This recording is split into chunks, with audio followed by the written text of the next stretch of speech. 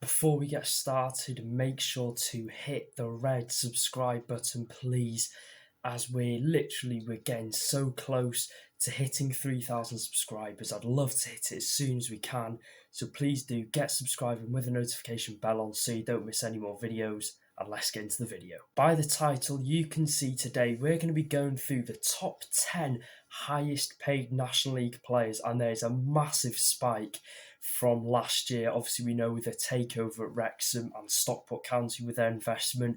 There's players in here that are earning more money than some players in League One are. Also, make sure as well to drop the video a big thumbs up. Make sure to drop a comment down below as well, just say anything in the comments. And yeah, let's get into the 10th place. 10th place, Callum McFaddin is on £2,500 a week.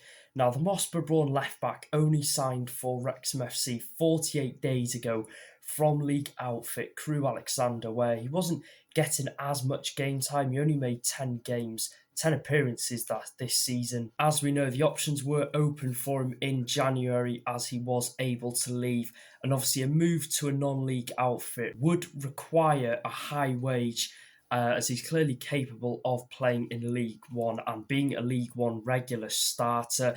He's played for the likes of Sunderland under Phil Parkinson, where he signed him there. Plymouth, got promoted with Bury. I think he got promoted with Plymouth as well. So he's really established himself as a League One left-back. And for him to come down to the National League, like we've already said, would require him to be on quite a high wage, and £2,500 is quite a lot for this level. 9th place, Ruben Rodriguez is on £2,800 a week. Rodriguez was a very unheard of name when he first joined the Magpies in August 2020. Not many people were sure how to react to the signing of him.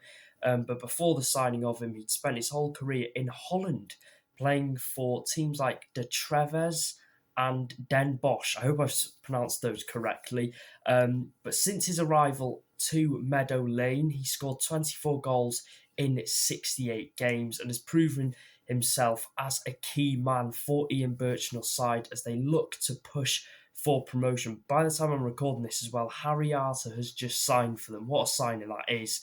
But like we said, Rodriguez, he's a very skillful playmaker and it's proved to be a very good signing for Notts County. He also had transfer rumours of him going around in January saying he was going to sign for Rotherham.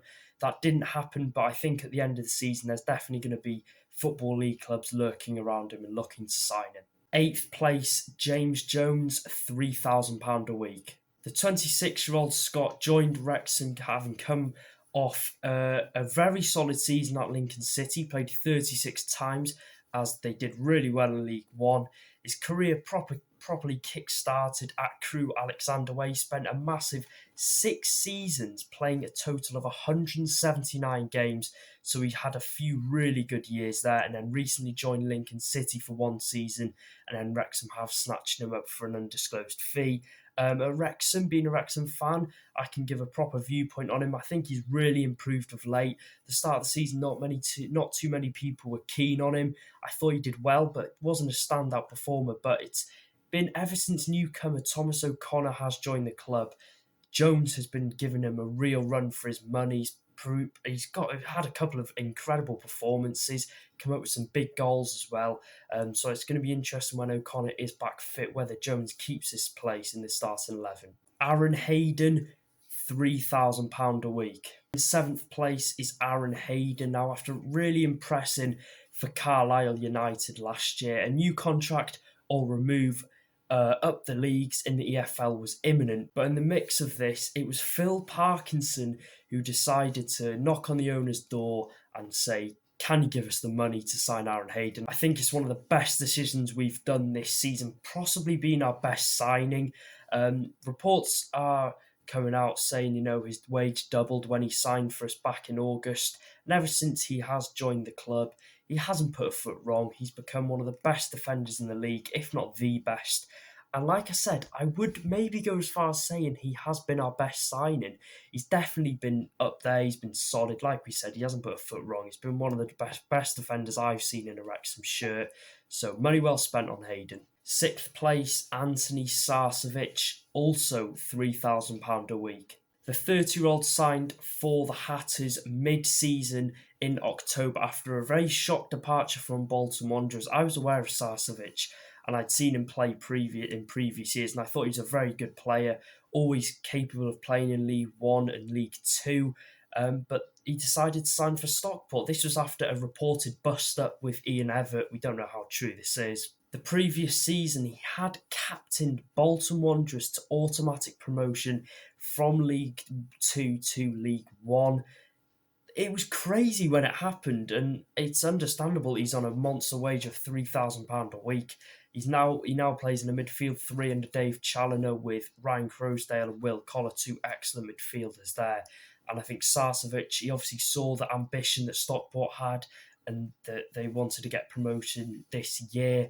And I think him joining has been a real boost and has really helped them. Fifth place, Paddy Madden, £3,500 a week. This was a signing that at the time really shocked non-league football. No one expected it. It came out of the blue. 22 goals in 2 seasons for the Irishman. But like we said, he's capable of scoring goals. We've seen it with Fleetwood Town. He's banged them in. But at this stage of his career, he offers so much more than just goals. He adds experience up top. He's a great provider for his whoever's playing up front with him, whether it be Cranshaw, Reed, Quigley. He's got a real good knowledge of the game. And to get him down to non-league football was incredible. He also plays a massive part he's a massive reason why Stockport are first in the league this season. Without his experience and his knowledge of the game, I don't know if they'd be top. But like we said, a big wage was needed to lure him down 2 leagues.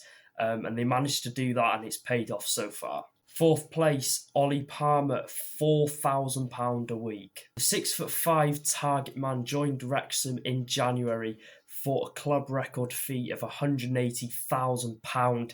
Now, there was a lot of back and forth, a lot of convincing made by Phil Parkinson for him to join the club.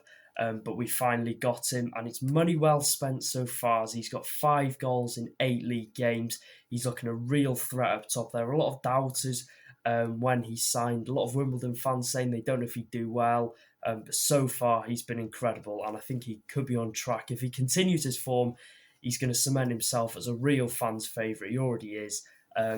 Hopefully, you'd expect him to score the goals and have an impact with the £180,000 spent. Like we said, it's a club record fee with a monster wage. He's on a £4,000 a week. Hopefully, he can take us up to the EFL. Third place, another Wrexham player, Tom O'Connor. Again, £4,000 a week. Now, this is a midfielder who had such a strong start to the season for Burton. A lot of people saying he was going to leave at the end of the season for a higher club. He's only 22 years old, but yet he has a brilliant knowledge of the game. Unfortunately, injuries has halted his start to his Wrexham career, but hopefully we'll see him back on the pitch soon. He had a really good game against Chesterfield. He looks like he's got good set piece on him. He can cross the ball and he's good at passing. So like I said, hopefully we can see and hopefully he can prove that he's a top-class midfielder soon. Second place, Ben Tozer, £4,000 a week. Tozer's a man who spent well over 10 years as a regular in League Two, consistently starting for the likes of Northampton Town, Newport County, Cheltenham Town. Last year, he even captained Cheltenham to the League Two title, where he got in Team of the Year and he got Cheltenham's Player of the Season. So he had a really good season last year. But ever since joining the Reds, he's formed an excellent partnership at the back with Aaron Hayden and Max Cleworth, and has been money well spent as well. We all know he's got that incredible trait of his long throw-in. He has actually got 7 assists from it this year, so that's 7 goals we wouldn't have without his throw-in. Not only has he got that, he's an incredible defender as well. And like we said, alongside Aaron Hayden, they formed an incredible partnership. First place, Paul Mullin, the 4th Wrexham player to be on £4,000 a week. Now, after firing Cambridge United to League One and breaking all sorts of records, he had a stand named after him. He's got something like 35 goals last year. You'd expect maybe for him to stay at Cambridge in League One or maybe go to a Championship club. Reports that were Preston North End are after him, Rotherham were after him. But he chose Wrexham for some reason. The offer must have been better here than what he'd have got at Cambridge, all the clubs that were looking at him. Now, Cambridge described the offer we gave him as an incredible offer, one that was hard to turn down. Now, obviously, I bet Mullin wasn't expecting to be playing non-league football this year, but obviously the offer we gave him was tempting enough, and obviously the project and the ambition that's going on at the club, and the phone call from Rob obviously convinced him. He's earning around £215,000 a year with maybe if he's got a couple of bonuses here and there, but that is insane for this level. It just shows that non-league football is on the rise, and it's getting more attention as well. There was a lot of pressure on him from Wrexham fans for him to score goals this year, and he's proved them wrong. He's got 16 goals in 27 in all competitions so far, and I can easily see that being 20 plus come the end of the season, if not 25 plus, because he's having a great year. That concludes the top 10 highest paid non-league players. A couple of players missed out here. Kyle Wootton, Clayton Donaldson as well surprised me. He's on 1,500 at York. There were a few National League North players as well. But yeah, let me know what you think about some of these players getting paid £4,000, £3,500 a week. Do you think it's right? Do you think it sort of takes away the objective of, or takes away what non-league football is meant to be about? I don't think it does. If a club like Wrexham's trying to get out of this league, then obviously they're going to spend money, and obviously if the money's there, they're going to spend it. Make sure to subscribe for more non-league content like this and Wrexham Matchday vlogs. And like I said, if you want to join the channel as a channel member, then feel free to. You can hit the join button by the subscribe button down below, and I'll see you guys in another video. Take care.